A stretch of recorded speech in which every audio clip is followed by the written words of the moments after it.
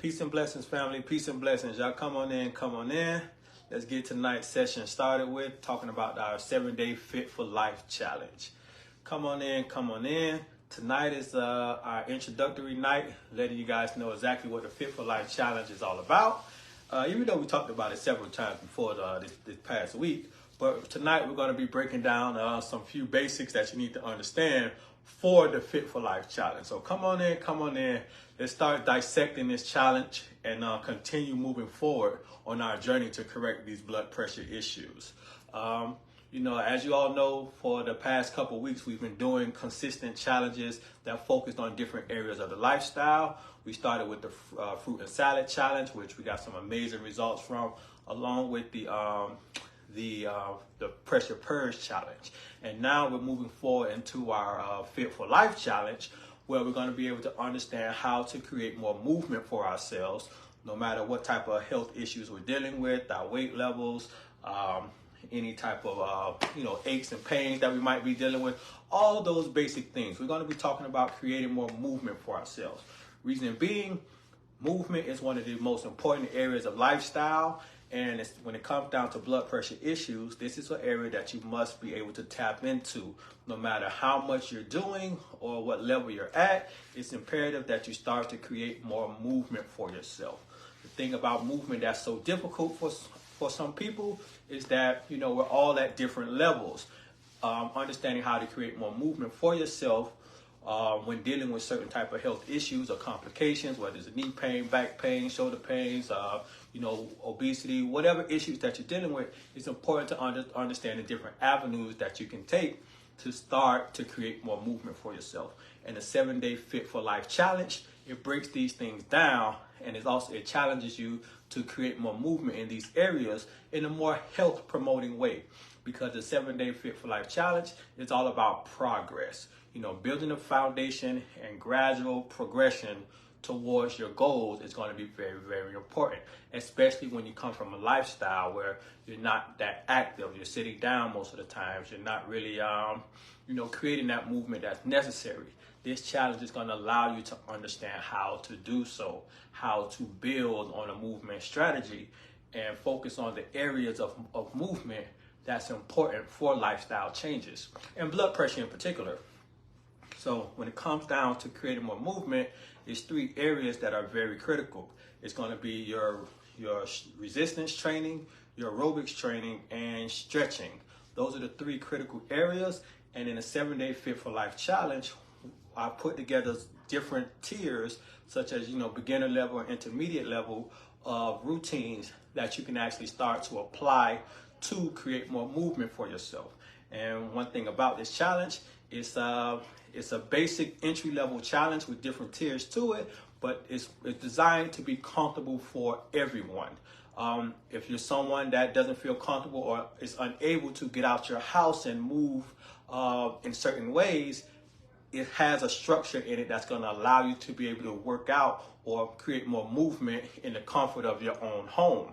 If you're someone that's getting movement, or maybe you move a lot at home or at work, and you just need to start getting more active, it's going to show you ways to do so at home or outside. So you're going to have different things that you can apply, different tactics, different strategies, and it's going to allow for you to build on this habit by challenging yourself to create more movement in these different areas. You're going to be able to understand more about resistance training and how this applies to your overall health and your blood pressure. You're going to be able to understand more about, stretching and how that applies in those same different avenues, along with understanding aerobics or cardio training, because all these things are important when it comes down to managing your blood pressure. So throughout this week, we're not just focusing on creating more movement or getting exercise, but we're going to focus on the different pathways that are connected to, your blood pressure through movement. So understanding that, this is not just a challenge about getting exercise. This is a challenge about getting exercise, but also understanding the pathways in which exercise opens up when it comes down to your overall health and your blood pressure. because exercise, even though we know that it's beneficial for our bodies and for our health, a lot of times, it takes for us to understand a little bit deeper of how this connects. And I'm a firm believer that when you understand it a little bit deeper and you connect that to what you're feeling and what you're experiencing throughout your body, you're better able to do some things to fix this problem. Because for a lot of us, we know we need to exercise. We know we need to move more. We might not have the time to, we might not be able to physically, or might not know how we're able to do so. But it's important that we take the time to understand how to implement this into our lifestyle. Because again, it's all about the gradual progression. You don't have to come out the gate and be a world star athlete and, walking 3-4 miles a day or what have you. It's not about that. That's great, but it's not about that. It's about the gradual progression of getting better to ultimately reach your goals. Because one thing about it, when it comes down to creating more movement, this is critical for a lot of areas. This is critical for your cardiovascular health in general. And for those individuals that are dealing with those elevated pulse levels, this is something that you should be really, really mindful for. Because again, those pulse levels, when they're elevated, this is a dictator of how strong your cardiovascular system is. And that pulse number is high, this is a weakness. This shows you that your cardiovascular health is not as strong and your heart is working really hard to do what it needs to do. That blood pressure number may be okay, but that cardiovascular, when that pulse is up, the cardiovascular health is down. And when you start creating more movement, you're going to be able to improve in these areas and strengthen that cardiovascular system. And that's going to translate into a healthier overall blood pressure. And this is going to strengthen this cardiovascular system to where the body's going to be able to manage and control the blood pressure more efficiently. And this is how you continue to compound lifestyle changes to work your way off of the pharmaceutical medications. So the 7-Day Fit for Life Challenge is all about structure. It's all about gradual progression. That's our main focus. Not about, losing 10 pounds in 7 days. It's not about what your blood pressure is going to look like after you work out. It's not about that. Those are all great things. Those are all sidebar benefits. But it's not about that. It's about the gradual progression of building a healthy habit. Nothing more, nothing less. If you lose 10 pounds, happy for you. It's not about it. It's about consistently being able to move your body and increase and be able to do more week after week after week. Because again, when it comes down to these lifestyle changes, it's not just about that 7-day challenge. It's about consistently doing this throughout the course of your life to improve your overall health and ultimately reach that end goal of getting off those pharmaceutical medications. Because although we've been focusing on these challenges for only 7 days, the end goal is to continue to do these challenges as we're moving forward. So we should still be doing, and we should still be focusing on the same things that we were doing from the 7-Day Fruit and Salad Challenge 3-4 weeks ago. We should still be doing the same thing. 3 to 5 servings of fresh fruits and vegetables. That's specific to the things that we spoke about in the ebook, along with having our nice large salad to continue our day to make sure we're getting the potassium, the magnesium, the calcium, the zinc, all those vital minerals to help regulate our blood pressure. Continue to build. It's all about the compound interest of lifestyle changes, because when you continue to do this, you're going to see those numbers come down, but most importantly, you're going to build your body up. You have to be able to build your body up to manually regulate that blood pressure normally on its own. And again, this is how you work your way off of the pharmaceutical medication, by consistently showing up for yourself and applying yourself in these areas for these lifestyle changes. And this is ultimately, what the goal is, to get to that point where our body's able to keep that 117 over 75 type number, and we're living a more health promoting lifestyle. The weight loss is a side effect of what you're doing. I saw many comments the past couple of days where people were saying how easy it was just to lose weight effortlessly. That was a quote from Miss Betsy, I believe. Mr. Betsy say, I'm losing weight effortlessly by just making these lifestyle changes. And that's just a testament to just the power of just showing up for yourself. So the 7-Day Fit for Life Challenge, again, it's all about the gradual progression, being consistent, showing up for yourself. It's 7 days, 5 days we're going to be focusing on creating more movement, and the other, six days we're going to be focusing on creating more movement, and that one day is going to be our rest day where we continue to put it together and build on those build on our understanding for those for the days that we are creating the movement on. Next week, starting tomorrow, Monday, we're going to be in our class, and we're going to be talking about the different connections and the different pathways.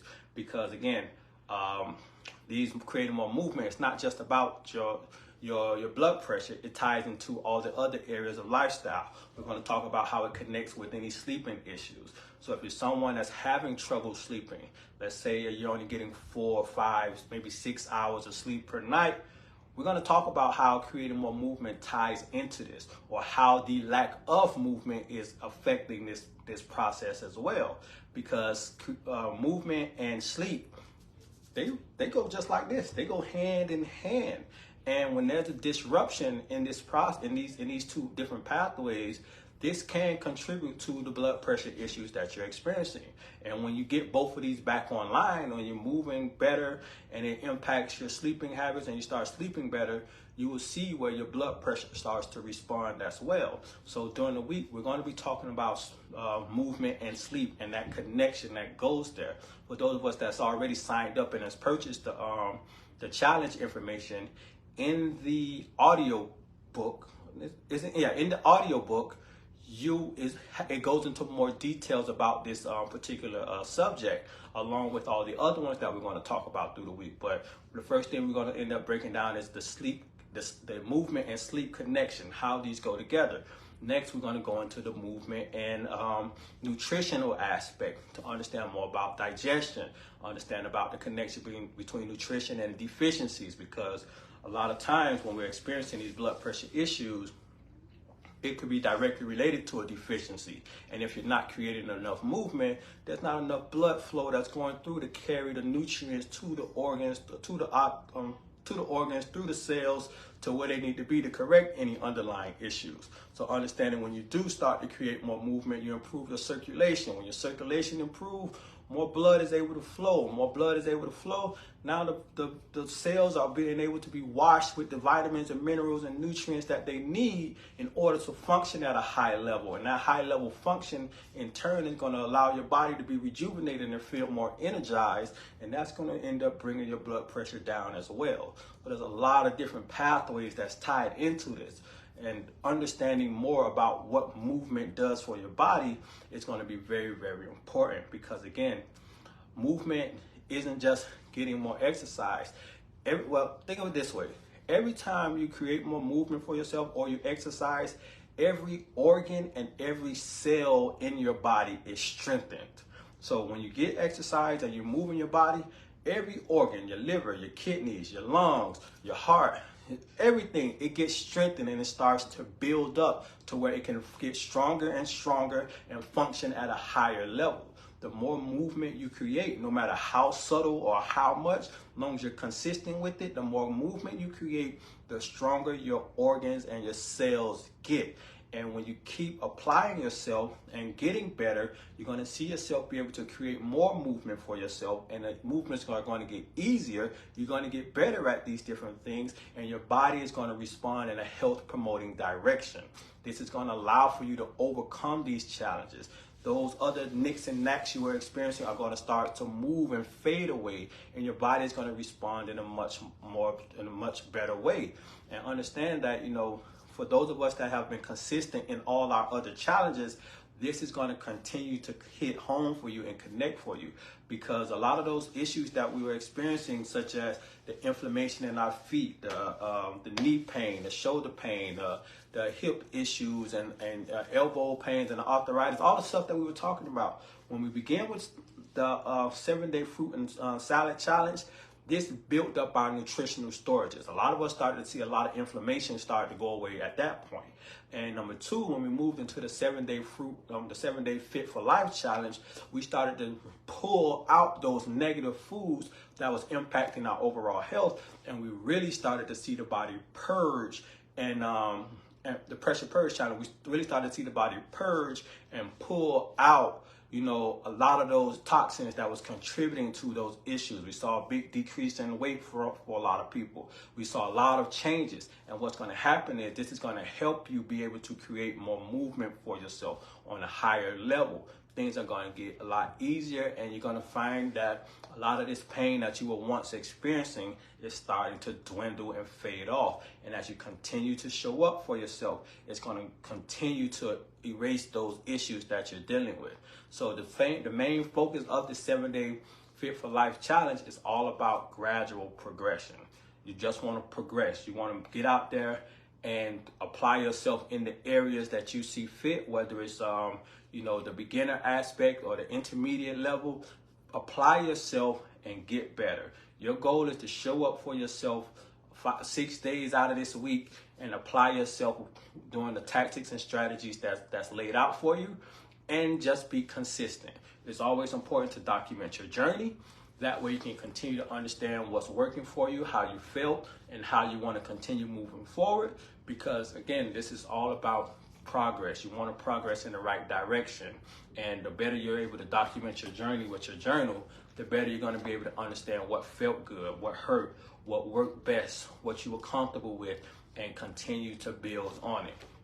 So when you get inside of the challenge, you're going to see areas listed as aerobics, stretching, and resistance training. Feel free to click on those links to find what works best for you. There's a lot of seated stuff. There's some lay down, sit down stuff. There's some stand up things. There's some information or videos for cycling, swimming. There's a lot of different things in there. So click around. Feel free. Let's click on it. All of it is labeled chair aerobics. Cycling. A cycling session or whatever I named them. I put so much stuff in there. So just click on the different ones to figure out what you want to do, what's going to be comfortable for you to apply. There's something there for everyone. So if you're someone that just let's say your mobility, you have mobility issues and you can't or you don't feel comfortable going out for an extended walk or things like that, you have a chair Zumba session. You know what I'm saying? You can sit down in a chair, put your phone right in front of you or put it on the TV screen, however you feel comfortable, and you can play it. Just sit there, put on your tennis shoes, and you follow the movement routine, because it's going to take you through a full body workout. If I sit down and do it, I'm going to break a sweat and I'm going to be winded from it, because it's a nice flow. It's about 14 to 20 minutes or so, give or take. And it's a nice flow that is creating for you to be comfortable in. And it's challenging enough for you to build up your cardiovascular system, but it's gentle enough on your legs, your feet, your ankles, your arms, to where you're not in pain. You're not creating more wear and tear on your joints. You're in a position to actually able to flow, move, and create that form of movement. And what's going to happen is you're going to find yourself being able to do this consistently. And the strategy is to, if you're only comfortable with this area, just keep doing this for 6 days. Do the same thing. And what's going to happen is eventually you're going to get good at that. And once you get good at it, your body's going to get used to it. And this movement that you're creating, along with the other tactics and strategies, it's going to allow you to eventually get up out this chair and stand up and do it. And then now you're standing up and doing it, it's going to create more movement. And this is the gradual progression that I'm talking about, because now as you're doing these things consistently and you're showing up for yourself in these areas, your body is going to respond in a health promoting direction. Your body wants you to move. And when you start doing it, it's going to gift you with the energy to continue to show up and do it. And that's the triggering aspect that you want. The first time is always the hardest one. And once you do it the first time, and get past it and apply yourself again, the next one is going to get easier and easier and easier. But building that habit of creating more movement is going to allow for you to create more flow. Now, for the individuals that's already creating movement, people that are active around the house, people that are already getting some walking in and aerobic style exercises, keep doing those things. But your job now is to branch off as well. So if you're already walking in, doing 2 and 3 miles of walking here and there, those are great. Keep doing it. But now you want to go ahead and reach over to some aerobic style exercises. You're going to reach over to some resistance style exercises. When you start doing some resistance style exercises, these are going to allow you to strengthen your body up, strengthen your bones, strengthen your muscles, strengthen your core up, and just and improve your overall health. Because it's not about like building muscles. It's about just strengthening your body up, getting your posture together, and just helping you when it comes down to the overall longevity aspect. Because one thing about it, as we get older, the incidence of slipping and falling, and those accidents where you're hurting your hip or breaking your ankle or your hand from a fall and things like that, those all happen because our bodies are not as strong and durable as they once were. But when you do more resistance style training, this allows for you to strengthen your bones, strengthen your muscles, and become a lot more sturdier. Now, a resistance training, this isn't about lifting weights or things like that, even though that's a part of resistance, but these sessions aren't about that. This is simply about using your body weight as your own resistance, or using resistance bands if you need more of a challenge. And when it comes down to body weights, you got the entry level, and you got the beginner level and the intermediate level. On the beginner level, it's things simple as chair squats. Chair squats is nothing but getting your dining room chair and sitting in it and putting your hands out and doing your chair squats, doing 30 plus of them for however many seconds at a time. These chair squats are going to allow for you to build up your leg muscles and build up your core muscles. These are going to allow for you to strengthen these areas of your body. And when it comes down to your overall health and the structure of your body, this is going to make you a lot more sturdier. This is going to also help with your cardiovascular health, because simply creating those movements, this is a full body exercise. You have to use your feet, you have to use your legs, you got to engage your core, you're using your arms. Everything is flowing in the motion. So when you go through these types of exercises, this creates flow. This improves the cardiovascular system. This is going to trigger a whole lot of hormones to start activating. And when these hormones start shooting out, a number of things start to happen. The first thing that starts to go on, your sympathetic nervous system is activated. And what your sympathetic nervous system is, this is your fight or flight response system. So once your fight or flight response system is activated, it starts releasing hormones such as adrenaline. Adrenaline is flowing, prostaglandins is flowing, nitric oxide is flowing. All these things start to flow to start to handle a job. Now, when these things start to flow, when you're creating more movement, this isn't a bad thing. This is your body's response to activity, and it's like a stress hormone to the activities that you're doing. And what happens is when things like the nitric oxide starts to flow into the blood vessels begin to dilate. Blood vessels start to dilate, the prostaglandins are in there, everything starts to dilate and creates more blood flow. Now the adrenaline is going to speed your heart up, and that's where when you're working out, you start to get you start breathing a little heavier and the heart start pumping more. That's the adrenaline working in those areas to speeding your heart up, so your heart can pump more blood to the different areas that are being activated. But the beauty of exercises happens once you stop, because now once you stop exercising, the adrenaline stops flowing. The heart starts to calm back down and you start to relax more. But this is what continues to happen.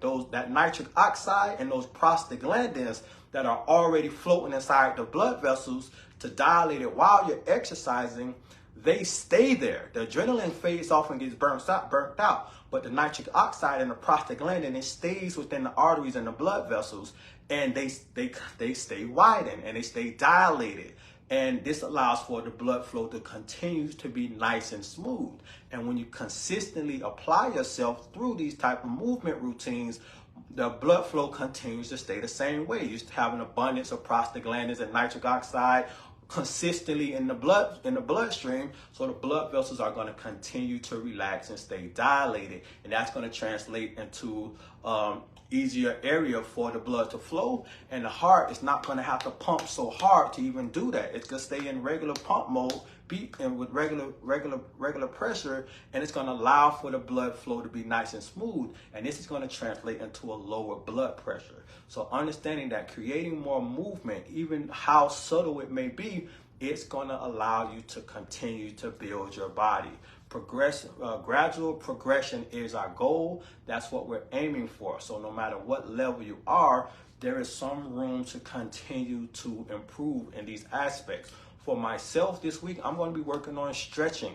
I'm not the biggest stretcher. For some reason, I do the basic bare minimum and I don't go any further. I'm going to be focusing on continue to stretch my body. I already go run consistently and get my cardio in every day. Lately, I've been doing more resistance training, but now I'm going to get back into my stretching mode because I haven't been focusing on that area.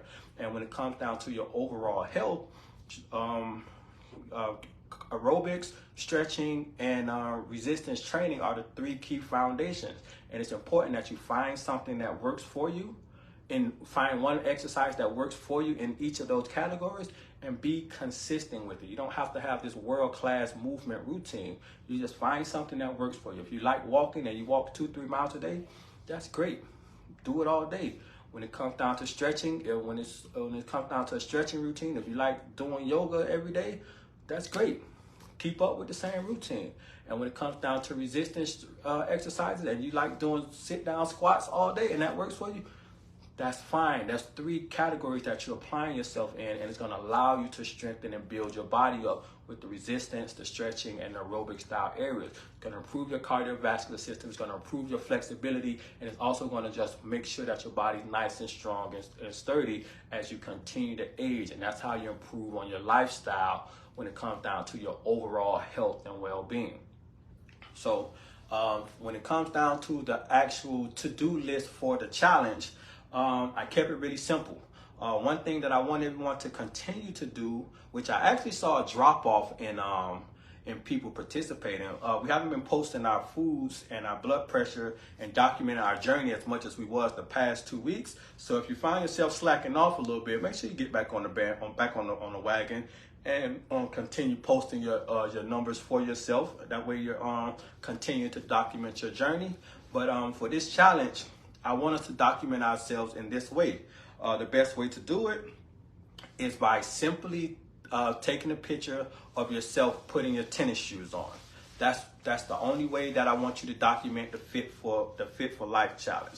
Take a picture of your tennis shoes, put your tennis shoes on, take a snapshot of it, just like that. When you take a picture of your tennis shoes, take a snapshot of it, and post it inside of the chat, that's going to symbolize you creating more movement for yourself. And the reason behind me doing it that way is because most people fail at creating more movement for themselves before they even get their shoes on. And what recent studies have shown, I won't say recent, but what studies have shown is that once most people put their shoes on and get prepared for, once most people get prepared for creating more movement and they put their shoes on, they're more likely to go ahead and see themselves through the whole process. So understanding that just getting your shoes on is probably the biggest challenge for most people. And once you do get those shoes on, most individuals go ahead and see themselves through that process because you're already at the finish line pretty much once you get dressed and ready to go. So the challenge, the guideline for the guidelines for documenting this challenge, put your shoes on, take a picture, post it in a group. That's going to be your signature for saying, I worked out today. I did what I needed to do. And that's all the documentation that's going to be there. Now, when it comes down to the integrity behind it, that's totally up to you. If you take a picture of your feet and you ain't going to create no movement, that's totally your business right there. You know what I'm saying? That's between you and the good God up above, because you said you did it and you didn't.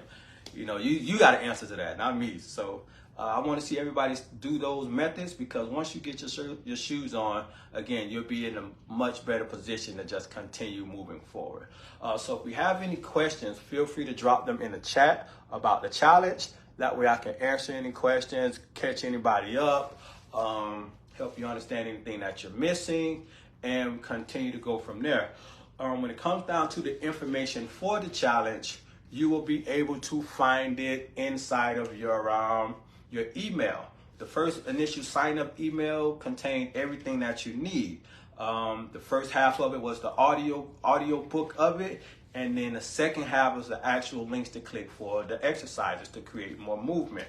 So right now we should be clicking on the we should be listening and tuning into the audio section, and also be doing the video section when we feel comfortable, when we have time to do so.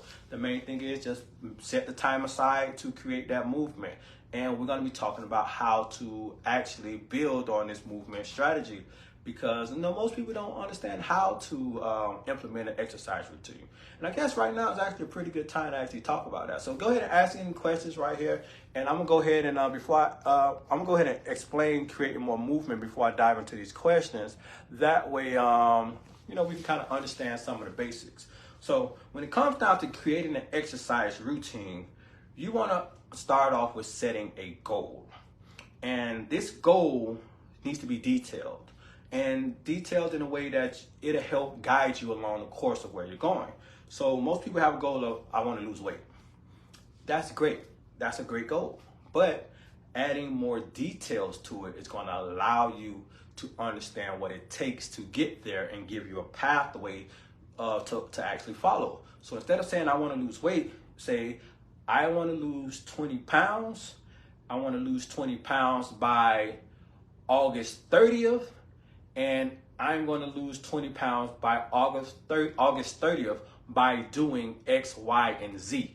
That's going to give you a complete guideline to how you're going to end up reaching that goal. So for this challenge, we have to write ourselves a goal of what we wish to accomplish for our movement routine in general, not just the 7 days, but in our movement routine.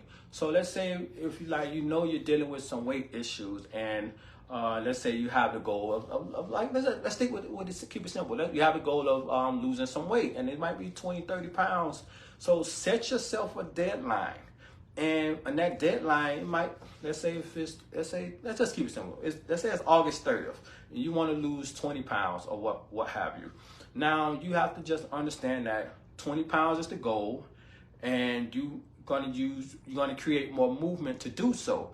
And along with that, you're going to make the other necessary adjustments, such as your dietary habits and all those other things that we've been already implementing through the different strategies. But now you're going to make sure that you label the XYZ out. And the XYZ is going to be the where, the where you plan on working out and exercising at, what type of exercises that you're going to be doing, what type of movement or exercise you're going to be doing to help you reach these goals, and who you're going to do it with. Those are the three things that should tie into. That way you have the specifics, because when you know where you're going to do something that's a part of accountability. If I tell myself that I'm going to go running every day, and I'm going to do it outside in my neighborhood, that's where I'm going to be at. I know I need to be out there every day running around in my neighborhood.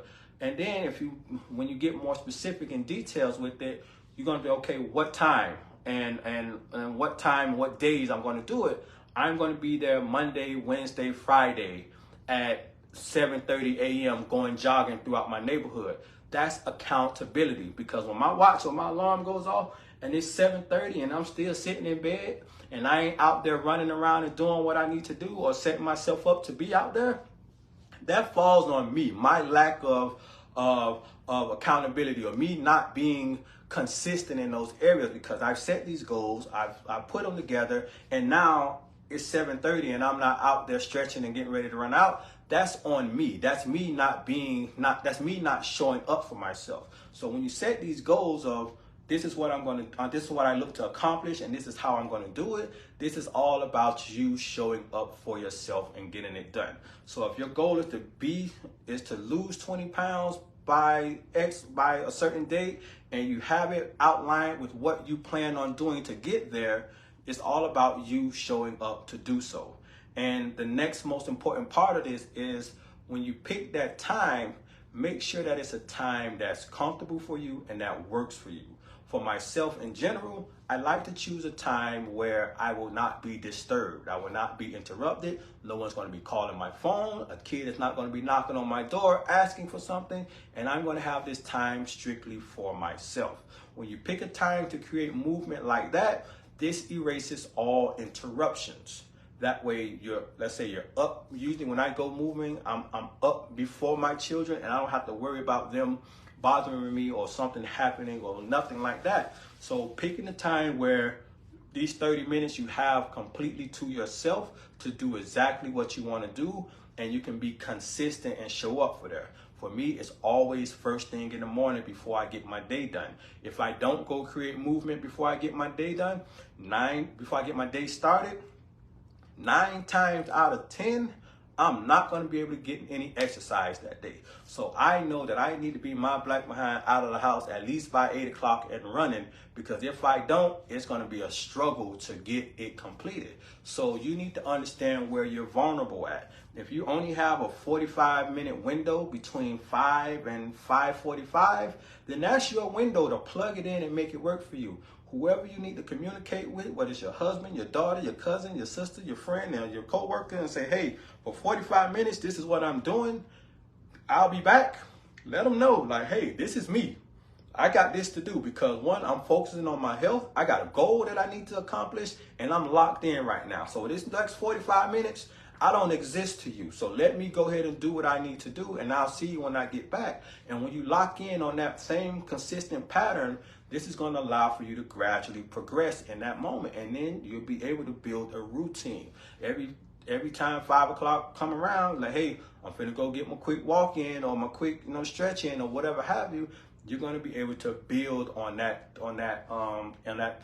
specific routine right there. So understanding that it's important that you're able to be consistent in that pathway.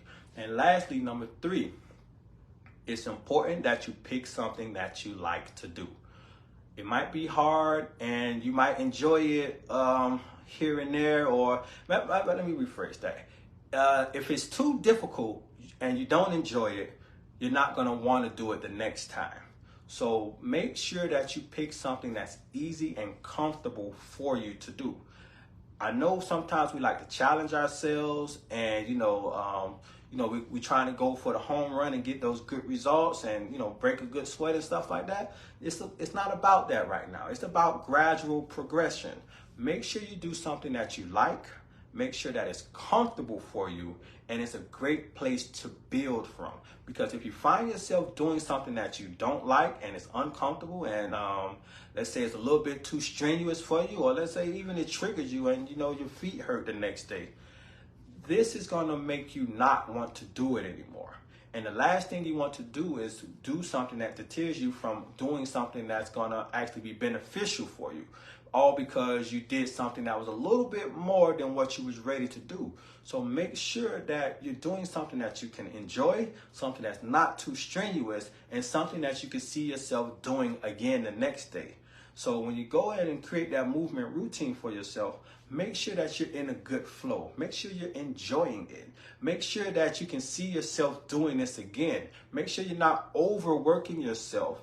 And that way it can stay in alignment with what you're trying to accomplish. Because when the exercise is boring, too hard, and it wears you down, most people don't show up the next day to do it again because it was too much. It was just, my back hurt the next morning. I don't want to do it no more. I feel the same way when it comes down to certain things I do at the gym.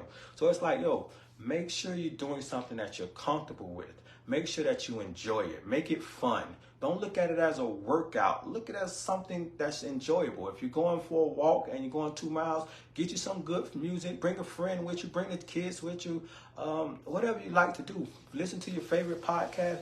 Make it something that you enjoy doing, something that you can see yourself consistently doing, and build on the tactics and strategy. Because again, if you don't like it, you're not going to show up to get it. It's just like going to a bad restaurant. You go to a bad restaurant, you had these great expectations and the food was trash, you ain't going back again. I don't care who tell you it was good. You're like, oh, okay, cool, yeah, but I ain't going back. And that's the same ideology. If once you do something and you don't like it screws you over somehow, you're less likely to go back and give it another try. So understanding that, making sure you enjoy these strategies is going to be important. That's why I put so many different ones up there. And you just find out where you wiggle in at and just make it happen. Be consistent. And most importantly, show up for yourself, because no one can do it but you. You have to show up for yourself. I can't work out for you. I can't improve your cardiovascular health. This is you, and that's where blood pressure issues start to take their that's what blood pressure issues become challenging at, because the individual must be willing to show up for themselves in the different areas of lifestyle. You must be willing to understand these different pathways and open them up to improve your overall health. When it comes down to your nutrition, your stress levels, your sleeping habits, your movement levels, your relationships, you must be willing to open that door and confront the issues that you have hidden inside there. And only until you do will you be able to continue to move through these areas and improve your health through these different pathways, because blood pressure issues is all about your lifestyle and the way that you're living. And when you improve your lifestyle, you improve your overall health. And when your overall health gets better, the blood pressure issues just walk away. As simple as that. So I'm gonna take a couple questions, and if you guys got any questions or any concerns, feel free to drop them inside of the chat. Before I take the questions, check in with you guys about the high blood pressure breakdown. Everybody that ordered their book before Friday, they're already in the mail. You're scheduled to get them Monday, Tuesday. Check your email address. Check your email. It is coming from USPS, so you might have an update or might not. It might show up tomorrow, but you do get it anywhere between Monday and Tuesday for those orders that were placed before Friday. If you place the order on Friday, you're not shipping out to Monday, so you should look for an email update during that time frame as well. If you're looking to sign up for the Fit for Life Challenge, today is the last day to actually sign up, and you can find the link inside of the group. I just posted it right before this live, but that way you'll be able to sign up, get the information that you need. So I'm going to go ahead and read some of these questions. If anybody else have any questions, feel free to drop them in the chat. Explain again the video you'll be sending. Don't believe I have it or I haven't given it. Miss Jacqueline Brown, in the email that you got right after you signed up, it was a link with the audio course. Inside of there holds everything that you need. The main thing is be sure to check your spam mail to make sure you got that introductory email. But inside of there has everything. Once you click on it, it's going to send you into the community.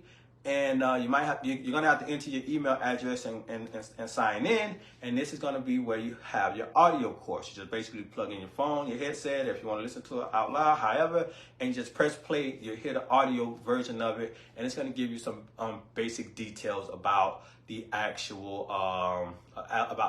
challenge. Tomorrow when we start the challenge, I'll be breaking down those same things. And we'll be going over each and every chapter inside of the audio course.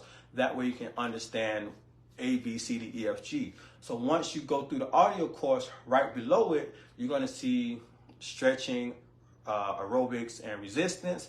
You click on those parts and you'll see these different links that take you to the different videos that you'll be able to access and pick and choose which one you want to apply and things like that. So the links you should have. If you don't have the link, check your spam mail. If it's not in your spam mail, send me a direct message, and I'll do my best to get it back to you. That way you can go ahead and get everything else that you need to continue moving forward. So any other questions, feel free to drop them in, and we'll keep going. Let's see. I don't see any other ones. Miss Brown, it looks like you might have some difficulties with the getting the video running. Okay, so all right. So what you do? Just send me a message, and I'll be your tech support. I'll just check it out and see what I can do for you. Matter of fact, I'll just send you another link. Matter of fact, and then maybe that can solve whatever problem that you're having, and we could get it figured out there. So I don't see any other questions there, so that's a good thing. So mainly, again, documenting your journey is going to be all about taking a picture of your shoes before you get started. That way you can hold yourself accountable, take that picture of your shoes, and start progressing through this process. So no matter where you're at on your journey, just hold yourself accountable and continue to show up in the different areas to continue to improve on these different blood pressure issues that we're facing. And most importantly, continue to apply the other tactics that we've been talking about. So the same tactics from the 7-day fruit and salad challenge and the same tactics from the pressure purge challenge. We should be doing these same things on a consistent level to help us continue to level up to where we need to be. As simple as that, because again, these are not just 7-day challenges. These are all about us continuing to do the things to strengthen our bodies up, to make sure that we're getting the vitamins, the minerals, all the nutrients and things for proper bodily functions. And then we're also removing those problematic foods. And then we're also creating more movement for ourselves. And these are all steps in the right direction. A lot of us have been seeing these results so far, and we've been feeling good, getting our energy level, losing the weight and all that great stuff. But now we got to keep building this body up, building that cardiovascular system up, bringing that pulse level down, bringing the blood pressure levels down, building this body up, making it nice and strong. And eventually, after you continue to be consistent through these processes, will your body be able to actually manually handle that blood pressure issue on its own? And ultimately, as we continue through these cycles, we'll be talking about how you get off the medication through communication through your doctors and things like that. So right now, it's all about the gradual progress through these routines, building on these exercise habits, and ultimately just building that good foundation to improve our cardiovascular health. So I don't see any other questions inside of the chat, so I'm taking that everybody understands exactly where they're at and what's going on. So if you're looking to join the Fit for Life Challenge, today is the last day to actually do so. The link is pinned inside of the group right at the top. You'll be able to you'll be able to click the link to get all the information that you need to join the challenge. That way you can sign up, get started, and understand what you can do to create more movement for yourself. So with that being said, I will see you guys tomorrow for the first day of the Fit for Life Challenge. We'll be talking about those different pathways that open up through creating more movement. That way you can continue to connect the dots mentally and be better prepared physically to do the things that you need to do. So peace and blessings, guys. Take care, and I'll see you guys tomorrow.